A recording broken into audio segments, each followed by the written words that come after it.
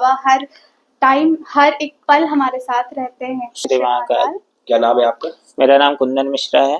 कहाँ से आए हैं? मैं रांची झारखंड से आया हूँ। धाम से जुड़े हुए कितना समय हो गया आपको? मुझे धाम से जुड़े हुए करीबन 2 साल हो गए। मैं पिछले साल आया था इसी समय में। मैं समस्या मेरी ये थी कि उस समय मेरी जीवन की दशा बहुत खराब थी, दयनीय दशा थी उस समय। तब मैं पिछले बार जब आया था तो मैं किसी से उधार पैसा लेके आया हुआ था, जो कि धाम उस समय का बात है और अब का बात है। वो समस्या अब जड़ से खत्म हो गई है, वो कभी दूर दूर तक अब नहीं है। ये बाबा का बहुत बड़ा चमत्कार है, कृपा समझिए।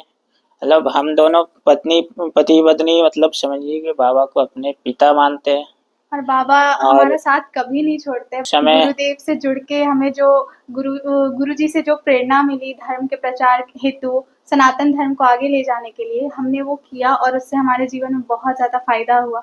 हमने बहुत सुकून, बहुत प्रेम जो बाबा का महसूस किया है, वो शब्दों में बयां करना मतलब जीवन में कभी ऐसा फील ही नहीं हुआ कि बाबा जो बोले हमको।